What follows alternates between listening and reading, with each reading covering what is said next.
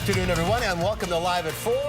It's Friday. It's been a long week. It has been a long snowstorm on week. Tuesday, which seems like weeks ago. Yeah. But got lots to get to today, so let's begin. And topping the news today, an active shooter situation in Aurora, Illinois is over, but at least 4 people have been injured. We'll have the latest. President Trump declares a state of emergency, a national emergency, to fund a wall on the U.S.-Mexican border. But lawsuits are expected to be filed shortly to stop it. And a former Texas congressman and potential presidential candidate is visiting Wisconsin. Rose Schmidt reports on why Beto O'Rourke's appearance portends an important state role in next year's election. Let's take a look outside today. It was a nice sunny day again, but a lot colder than yesterday. Yes, what a difference a day makes. Like 40 degrees colder. The weather words, another cold night. Dave Caulfield is in the backyard weather patio, bundled up. The sun's out, but it's deceiving. Yes, it looks nice outside, and I guess we can take solace in that. We're not getting any snow like our friends just to the south across southern Illinois into portions of Missouri, Kentucky, and Tennessee. Right now, we're dealing with high pressure just above that storm to the north, and that's keeping our skies high and dry for the time being. We do welcome in some accumulating light snow as we head into Sunday, but for now we're looking at that sunshine, but temperatures definitely much chillier than yesterday. Right now in Madison, we are in the upper teens at 17, 18 in Mineral Point, 15 in Monroe, and 18 as well in Janesville. Look at this 24-hour temperature change, about 20 to 25 degrees colder, even close to 30 degrees colder in some spots compared to this time on Thursday. Wind speeds have relaxed a little bit compared to where they were last night and this morning, but still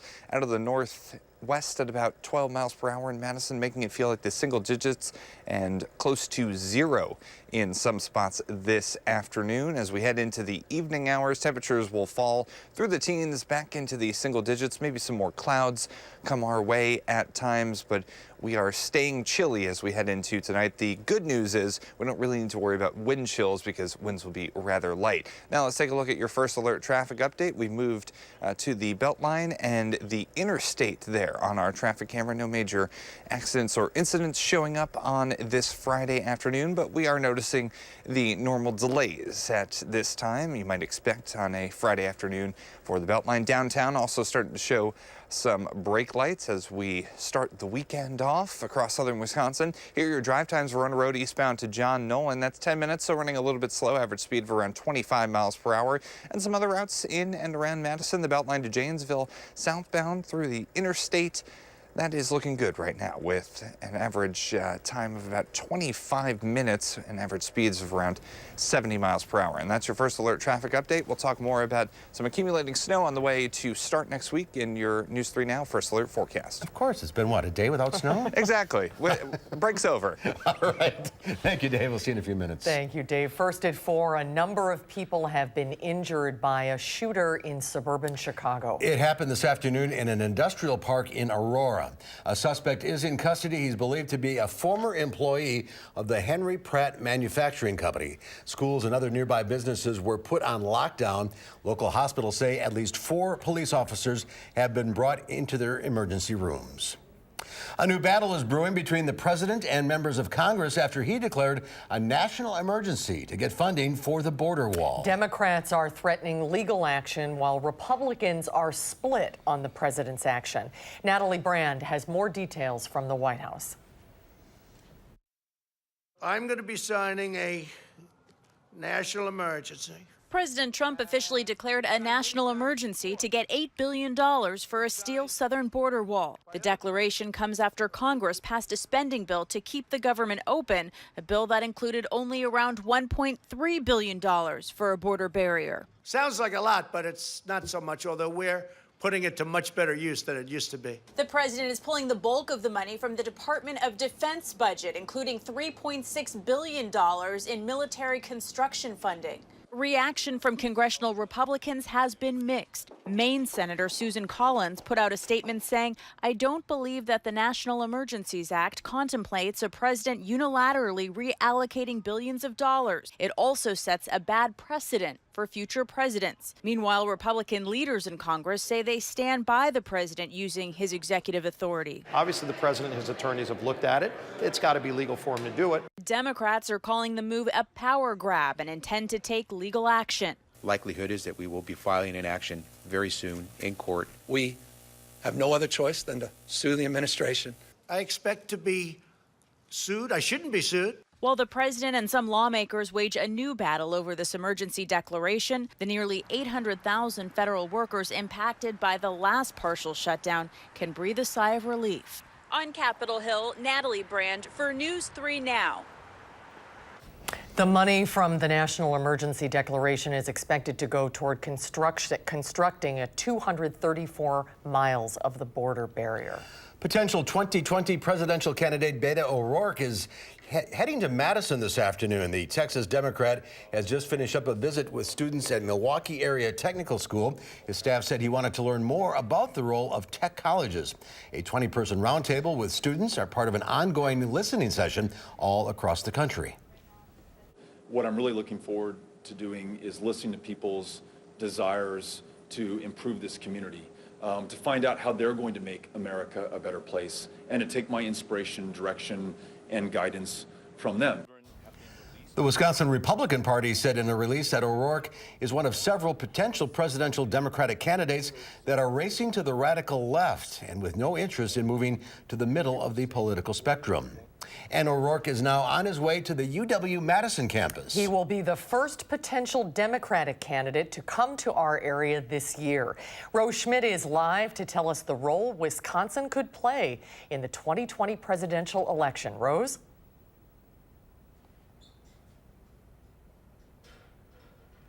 Well, we lost Rose. We'll try to get back to her momentarily. But we can tell you that Beto O'Rourke will be holding a meet and greet with students on campus. And Amy Klobuchar will also be heading to Wisconsin tomorrow. She's going to an event in Eau Claire. Chicago police have arrested 2 men in the alleged beating of Empire star Jussie Smollett. Chicago officers raided the home of 2 brothers they say are suspects in the case. Chicago CBS station WBBM reports officers removed bleach, a blackface mask, a hat, a red hat, an Empire script, and other items. The brothers of Nigerian descent worked with Smollett on Empire. They were detained at O'Hare Airport Wednesday, returning from Nigeria. They reportedly left the day the attack happened. They're not guilty of this crime. They're very adamant about that. I've never been some media whore. That's not who I am. I don't look for that type of attention. Local reports suggest the actor staged the attack, looking for attention because his character was being written off of Empire. Chicago police tweeted reports about the incident being a hoax are unconfirmed by case detectives. And 20th Century Fox also disputes the reports, saying Smollett was a key player on the show and the company stands behind him. A Verona woman convicted of reckless homicide in the 2007 death of a baby boy at her home daycare is asking a Dane County judge to grant her a new trial based on new evidence. Jennifer Hancock argues in a motion filed by Wisconsin Innocence Project that medical testimony in her 2009 trial was so flawed that even the prosecution's lead medical experts no longer believes 4-month-old Lincoln Weber was a victim of abuse. The 48-year-old Hancock is scheduled for release in about 3 years following her 13-year prison sentence. Local attorneys, along with the Urban League of Greater Madison, are helping those with past convictions or arrests erase them from their records. It's all in an effort to help them secure a job, education, and housing. Our Amanda Quintana is here with more on today's clinic. Amanda? Yes, well, with a criminal record comes, of course, that negative stigma. Having a conviction come up on your background check is a major barrier to finding a job. So local attorneys want to help people both understand what comes up in their background check and if and how they can get rid of that criminal record. You can prove you weren't convicted of the crime you were arrested for or meet certain requirements to expunge a conviction. Attorney Sheila Sullivan with Legal Action Wisconsin says this is the only state where you have to prove you deserve an expungement right when you're sentenced. The modern and most people would say the more rational process is to wait 2 or 3 years, prove that you've lived well, reintegrated into society, and then go and ask the judge, look, here's what my story is. But that's the model of expungement that we have. She says Wisconsin expungement laws are pretty restrictive. You also have to have been under 25 years old when convicted to get it removed from your record. There will be more clinics like today's scheduled in Dane County, also funded by the county. At 6, we will hear from a participant in the clinic today. He says things he did when he was 19 are coming back to bite him, and they are preventing him from reaching his goals. So we will hear from him at 6. All right, we'll see you then. Amanda Quintana reporting. Thank you. Thank you, Amanda. There's more to come tonight at 4. When we come back, our Michael Bruno goes backstage. He checks out Madison Shakespeare Company's production of Henry IV, Part 2. That's when Live at 4 continues. This is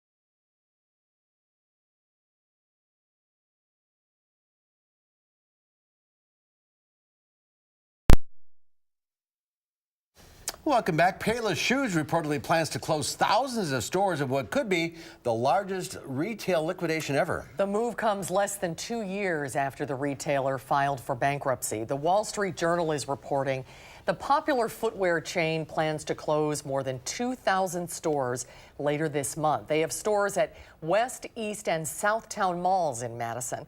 Payless, like so many other brick and mortar stores, are being boxed out as more shoppers turn to online retailers like Amazon. Wall Street rallied on renewed trade hopes with China. The Dow Industrial's up 443 points, ending the week at 25,883. The Nasdaq Composite Index added 45. The S&P 500 gained 29. Well, Shakespeare hits the stage at the Bartell Theater this weekend. The Madison Shakespeare Company is producing the Bard's Henry IV Part 2. Our Michael Bruno goes backstage to check it out. Away, varlets! Draw Bard off! Cut me off the villain's head and throw the queen in the channel!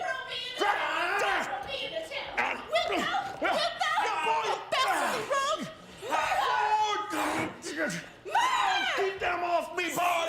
We've seen part 1. Now tell me what happens in part 2. Part 2 continues the story of Hal and his choices, whether he does choose the crown or whether he chooses to follow Falstaff and just be with the commoners and have a fun old time, or do I become the king that needs to be, to rule this country and all that comes with that. Sir John Falstaff is a great hero now. He is the slayer of Hotspur, and everything's going his way. I mean, he's become an incredible celebrity.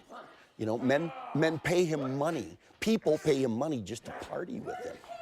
So he's riding high on the hog, and he knows very soon that Prince Hal is going to become the king. And he, above everybody else, everybody's all worried about Hal, but Falstaff knows that Hal is going to be the best king that England has ever had, because he's helped train him. Depart the chamber. Leave us here alone. Hal, my son, who will become Henry V, has definitely proved himself on the battlefield, and now he's kind of the prodigal son coming home. But he's backsliding a little bit in this one. So he's hanging out with his bar friends in Eastcheap, and Henry is not in very good shape. He's getting fairly ill at this point. He sees himself shuffling off that mortal coil pretty soon, and he knows he has John of Lancaster and some of his other younger sons are doing well, but the crown is going to pass to Hal, and that's got him a little nervous. What? Can thou not forbear me half an hour? Then get thee gone and dig my grave thyself, and bid the merry bells ring to thine ear that thou art crowned. So we have a character who's gone from this kind of boyish Dennis the Menace kind of guy, lovable, mischief maker, to someone who's really seen what's on the line when it comes to being a king, being a function of the royal court. Honor, office, and might. For the 5th Harry from curbed license plucks the muzzle of restraint, and the wild dog shall flesh her tooth in every innocent. But for someone to come and see Shakespeare, I definitely encourage it, because it's music, it's spells. You know, that's what I think as a Shakespearean actor. I'm reciting spells and incantations with this beautiful language. But the most important thing is not to worry about it too much. Just let it wash over you. It's very important, I would think, to understand the play, maybe read a little synopsis before you come. That's always very handy. But then when it comes, you understand the story a little bit, then just let the words come. Don't try to understand every single thing that's coming at you. Try to figure out and watch who's the good guy, who's the bad guy, who wants what, who wants this, who loves who hates who, and just let it go. I die, I die. Michael Trudeau, just let it wash over you. That's good advice, actually. It is wonderful advice. Yeah. Wonderful. I think a lot of people are intimidated by Shakespeare. Some people are very intimidated by Shakespeare, but it's wonderful when you see actors who actually know how to present it, and they make it listenable for you, to make it enjoyable for you to watch, like they do with Madison Shakespeare Company. I think that must be a real challenge for actors, to make it conversational, make that kind of language conversational. Absolutely true. And these are wonderful actors that do that there, especially for this company. That's all they do is Shakespeare. That's all they do is Shakespeare. Theater Sometimes Company. they do it sloshed, and sometimes they do it not sloshed. Just like us, out air. Absolutely true. All right, it's Henry IV Part 2 at the Bartell Theatre. Only 2 more shows left. That's correct. Tonight at 7:30 and tomorrow a matinee at 2. Get your Tickets at bartelltheater.org. And next week. Next week is You Can't Take It With You at Oregon High School. Oh, back to the high school. Back to the high schools, yes. Oh, that's a great show. It's a very fun show. Well, you can take it with you. Have a good weekend. Have a good weekend. Thank you, Michael. We'll be right back.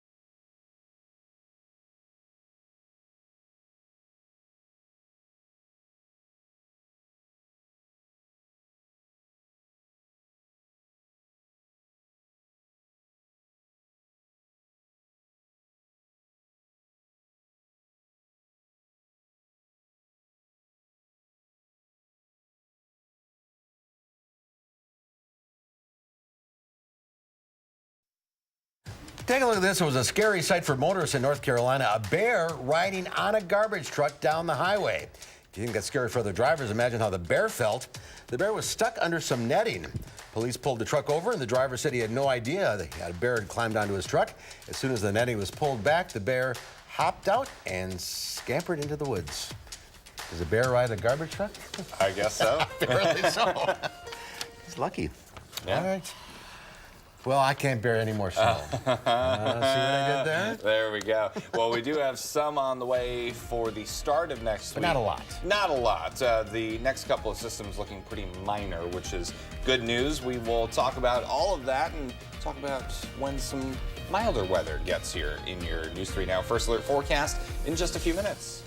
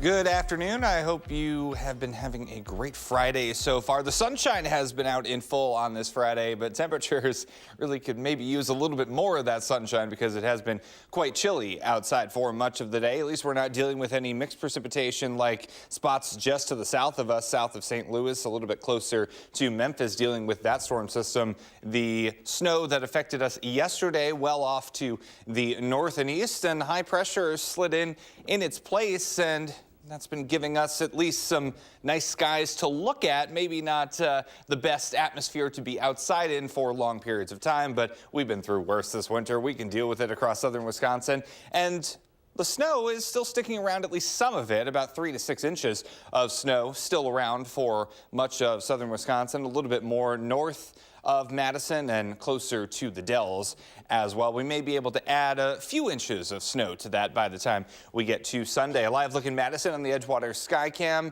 Looking at mostly sunny skies. Today's high of 20 actually happened around midnight. We've spent much of the day in the single digits and teens, still about 10 degrees below normal for this time of year. And in Platteville on our Queen Bee Radio Skycam, some of that snow still sticking around. Temperatures are in the teens and 20s.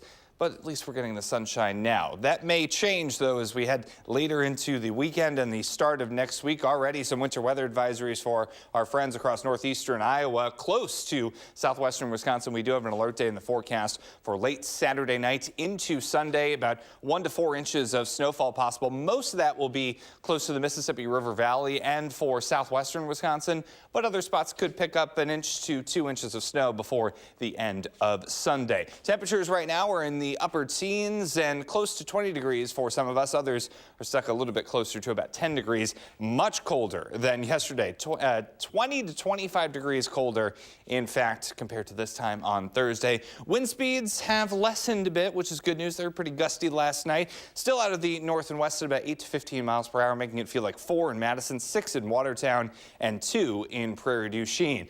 So if you need something to look forward to, only 33 days until the start of spring. But who's counting? Me.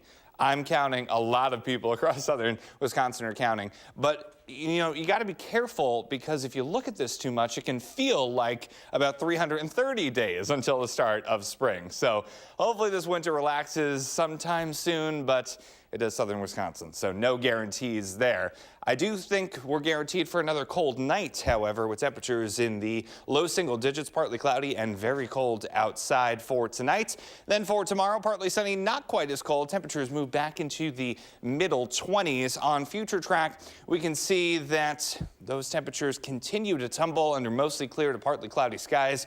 Overnight will be close to 0. At least we won't have to worry about wind chills like we did this morning, because the wind will really be calm. So that thermometer is basically telling us the whole truth and nothing but the truth. Then we get into tomorrow. Temperatures will be in the mid-20s. The clouds on the increase throughout tomorrow. And then by Sunday, we'll start to notice some light snow developing, especially across southwestern Wisconsin, closer to the Mississippi River. And then that light snow overspreads southern Wisconsin throughout Sunday. By the time we get to late Sunday night, about 1 to 3 inches of snow possible, a little bit more close to the Mississippi River, about 3 to 4 inches, and there could be some lake effect as well, closer to Lake Michigan for the southeastern tip of the state as well. So your 7 to 10 day forecast, we're still looking at temperatures staying definitely better, a little bit warmer, I should say, as we head into the next 7 to 10 days. Alert day in the forecast for Sunday for the threat of some light accumulating snow.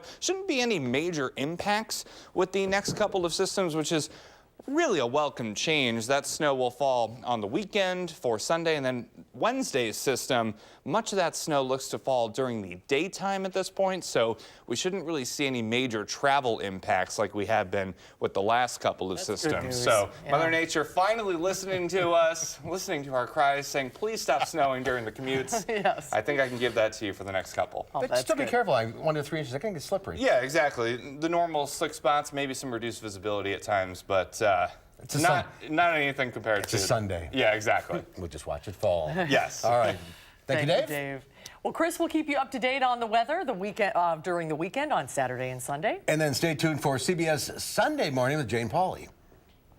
All right, Jane Pauley is back with us from New York. Jane, good afternoon to you. Hey, Mark. How you doing? Doing great. I understand you have a great profile of an actress on Sunday Morning this week. Well, thank you. Yes. When I say Melissa McCarthy, you think of hilarity like Bridesmaids or TV's Mike and Molly. But her latest role isn't for laughs. It's the real-life story of a best-selling author turned petty criminal. But whatever the character, McCarthy finds her inspiration in, quote, obsessively observing everyday people. Though, as she tells Lee Cowan, it's not as easy as it used to be. Here's a clip. It's gotten harder since since this is a little more recognizable. My husband many times has been like, you cannot follow people. Like you're not, and now you get caught more. And would some of those characters that you would stalk, would they lovingly admire? Would they make it into some of your other characters, like parts of them? I think when I really see like a mannerism or just a way somebody carries themselves, I tend to keep like playing it over and over. And Mark, that face is only going to become more recognizable. Can You Ever Forgive Me is the name of her latest film role, and she's up for Best Actress at next week's Academy Awards. She is so funny. I love her. Adorable. All right, then. Talented. Yep. Jane, do you know the way to San Jose? I do. And I know other songs like Say a Little Prayer and Walk On By, I'll Never Love This Way Again. And you do too, but it's probably the voice of Dionne Warwick that's singing in our heads. What a career Dionne Warwick has had. And it wasn't just the great material. For example, What's It All About, Alfie? Did you know that song had already been covered 46 times before Dionne Warwick's version finally made it a hit? And yes, I know the way to San Jose, but that is one song that, well, shall we say, is not her favorite. And this week she tells Mo Rocca why not. And just in time for President's Day, a little-known chapter in George Washington's life, filled with romance and intrigue. You won't want to miss that one. So you won't, will you? No. Sunday? What a jam-packed No. show. Looking forward to it. As always. All right, Thank Jane. you, Mark. We will see you Sunday morning at 8 o'clock. Thank you, Jane. Have a good weekend. Bye. You and Jane are getting quite chatty these days. Buddies. We have a conversation before we start rolling the tape.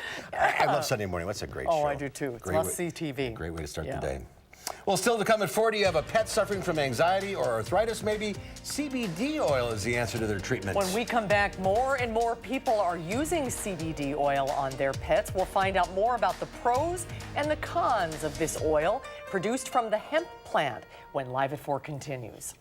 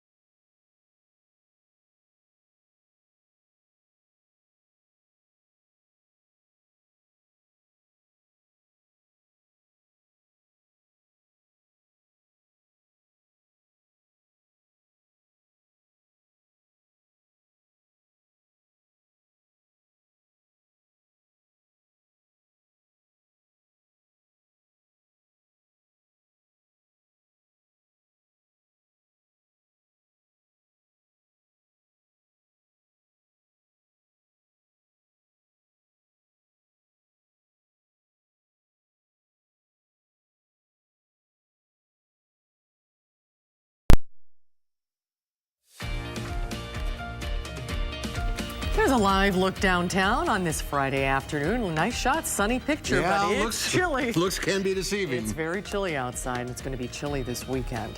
Well, you've probably seen CBD oil on store shelves or even advertised on TV. It's everywhere lately. It's a cannabis-based product derived from hemp, not from a marijuana plant. It's become so popular that some companies are now manufacturing CBD oil for our pets. But is it safe? Does it work? And what's the proper dose?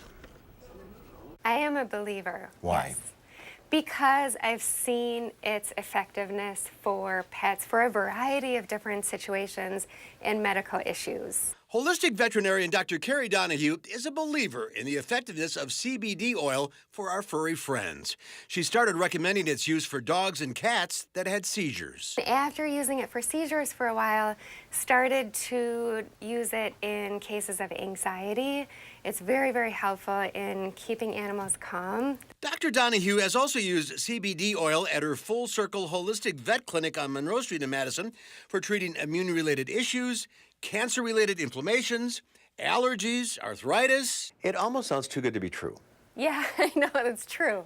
Autumn Blanchard gives her 2 dogs, a pug named Mo and a pit bull named Mercy, CBD oil every day.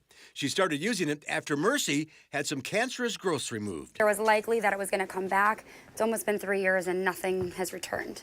She's 13. She's almost 13. Almost 13. You wouldn't know it. No, we get compliments on her all the time. People think that she is young. She was having a harder time getting like up and down stairs, jumping off and on the bed, and now you wouldn't even know. Mo suffered a neck injury but is now on CBD and is pain-free. CBD oil is derived from the hemp plant. It's legal to manufacture, legal to sell, legal to buy. The product does not contain THC, which gives marijuana psychoactive effects. However, the FDA has yet to approve CBD oil for pets, so many veterinarians can't or won't recommend it, but you can still legally buy it. If you want to try it on your pet, Dr. Donahue suggests you buy only CBD oil made for pet use. The concentrations of the oil are much lower than the human grade. Also, follow the dosage carefully. Overall, it's pretty safe. It's not a miracle supplement, and it's not like in every animal that uses it, you will see such a significant change. Sometimes the changes are very, very subtle. CBD is a great place to start, but it's not just the CBD alone. You know, I think it's very important to take a look at nutrition. Supplements are important. So I just think it's kind of putting together the whole picture of things that's really going to make a difference for your animals. Dr. Donahue gets questions about CBD oil every single day, so she thinks it's here to stay. Yes. Just keep in mind, I don't think it's across the board something that's going to change everything, but at least you know it's natural, it's not going to do any harm, and it might have a positive effect. it just might have a positive effect. Just ask Mercy. It is hard to believe that she is almost 13 years old. No, she's in great shape. And before you start using CBD oil on your pet, talk to your vet to make sure it doesn't interact with any medications your pets may be on. Is it expensive? Well, it's about $1 a day. It depends on the size of the animal. Okay. Because if you have like a 70-pound dog, it's going to take a lot more than a 10-pound dog. Right. But it's about $1 a day for a 20-pound dog. And you just give it with an eyedropper and they lap it right up? Yeah, well, Autumn, she puts it on her hand and the dogs lick it up. Oh, those dogs were so cute. They were both There's really another cute. product you can put behind the ear, inside the ear of the dog, and it works the same way. Interesting. Lots of different products. Talk to your vet about it. Talk to your vet. Check it out. Well, when we come back, did you survive Valentine's Day? For some people, the day of love can be a very lonely day. But there are ways to bring more love into your life. UW psychologist Charlotte Mergain has some advice for us. Live at 4 continues.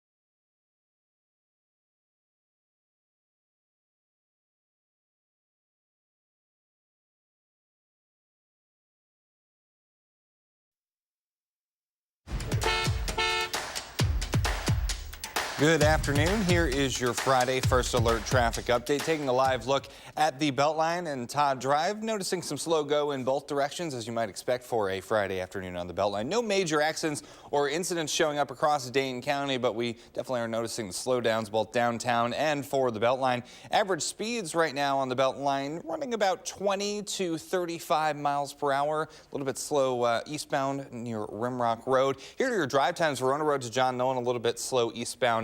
That's 13 minutes, average speed of around 20 miles per hour. And some other routes in and around Madison. University Ave to the interstate eastbound, that'll cost you 27 minutes, so running a little bit behind schedule right now with an average speed right around 35 miles per hour. And that is your First Alert traffic update. All right, Dave, thank you. What did you get your Valentine's yesterday? Well, Kanye West got Kenny G for his wife, Kim Kardashian. Yes, for real. That's the legendary saxophonist serenading Kim K in a sea of multicolored roses. Kanye's gift is making it harder for the rest of us to keep up with the Kardashians. Kenny G. I love Kenny G's Thanks, music. Kanye. I like what you got, though. You got a cactus. I got a cactus. I got a succulent. That was pretty cool, It was very nice, too. Well, Valentine's Day is behind us, and for some people, that's a good thing. It can be a very common experience to feel a lack of love in your life. UW Health distinguished psychologist Shyla Murgain is back with us with 4 ways to bring more love into your life. Hi, Shyla, good to see you. Happy post-Valentine's Day. Yes, you as well. That's good. We're through Valentine's Day. Now we can start fresh. Exactly. So what are the 4 ways? What's your first suggestion? Yeah, well, the first one is really work internally and generate more love for yourself. And there's a really simple practice that you can do is just simply bringing to mind a memory where you felt some care or compassion from somebody, maybe a beloved friend, a grandparent, a teacher, or even pet. And when you remember that, you can bring back that sense of kindness or love and really generate your own warmth. And why this is so powerful is when the slings and arrows of life get to you, we often spiral down into self-criticism or self-comparison with others.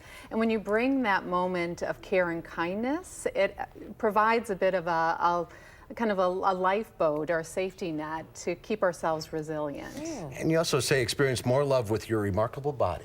Yes, we are so hard on our body. I have yet to meet a person who's satisfied with our body. And we forget how amazing our body is. One of the statistics I love is the Milky Way has 300 billion stars, and our body has so much more, 50 to 75 trillion cells that are regenerating all the time. So we can express kindness to our body, take care of it. You know, we're in the shower, we can say, thank you, body, for all you do. Go to bed, thank you for making it through another day. We can foster that in our kids, too, just to really focus on the function versus the form. There's a lot of body shaming. No. There is. And there's a lot of people feel like they're at war with their own body. Right, exactly. And then sometimes if you get seriously ill, then you kind of have a recognition of, wow, my body really is remarkable. So to cultivate that earlier is important. Mm-hmm. Yeah. You say you want to bring more love into your relationships. Yeah, and a wonderful way is just to express appreciation. Like, I'm so happy to be talking with you today. One of the barriers, there's a recent study, one of the barriers that gets in the way is number 1, people underestimate the impact that like a thank you note has. And second, they underestimate their ability to say the right words. People say, oh, I don't know what to say, or I don't have the right words. But what people really value is more the intent and the warmth. And so if you can express gratitude, appreciation, say thank you, that might just make somebody's day.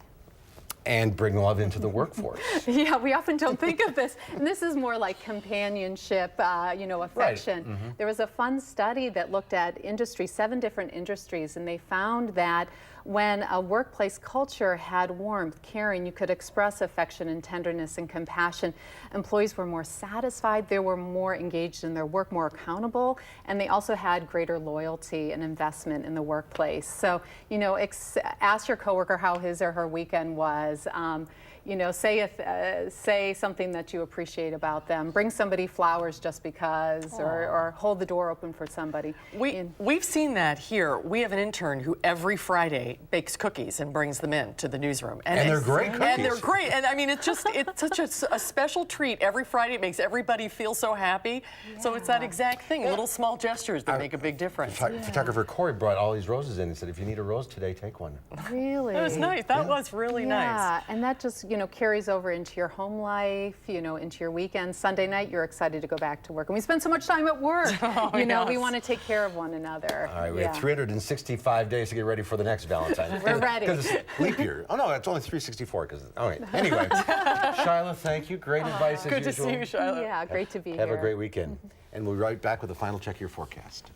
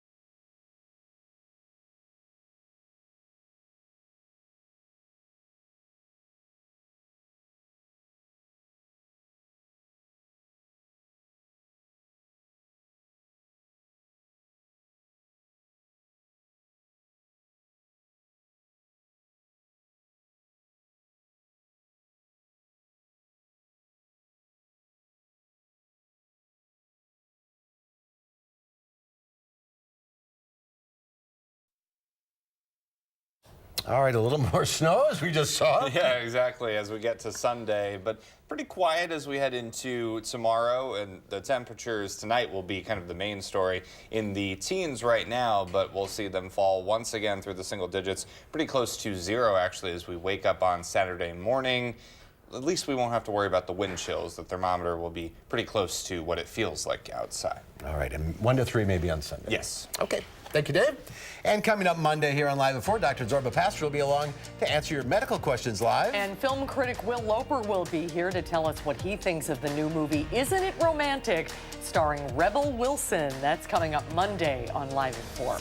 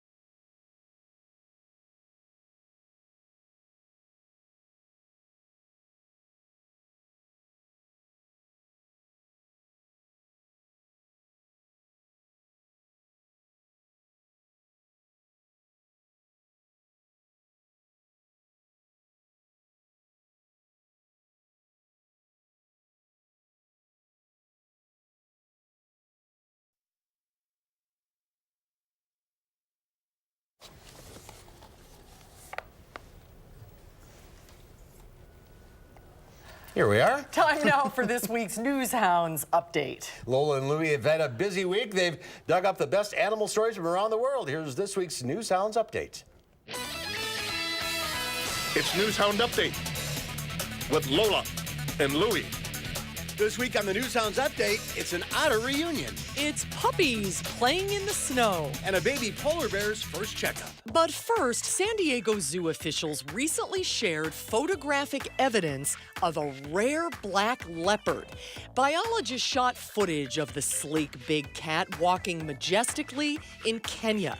It is the first time the animal has been photographed in Africa since 1909. The leopard's coat color is pitch black as a result of a gene mutation. And although its coat appears black during the day, its rosette patterns are visible at night through infrared imagery. There have been other reported sightings of the animal, sometimes called the Black Panther, but this is the first confirmed sighting with photo evidence in over a century. The polar bear cub at the Berlin Zoo is a, quote, big, strong girl. That's according to a vet at the zoo following the little one's first checkup. The cub has been alone with her mother up to this point, but now we have her stats. She weighs just over 18.7 pounds and measures 24 inches long. Zoo visitors will have to wait until March to see the cub. By then, she's expected to be able to safely follow her mother outside. It's a puppy snow day. What's cuter than a puppy experience?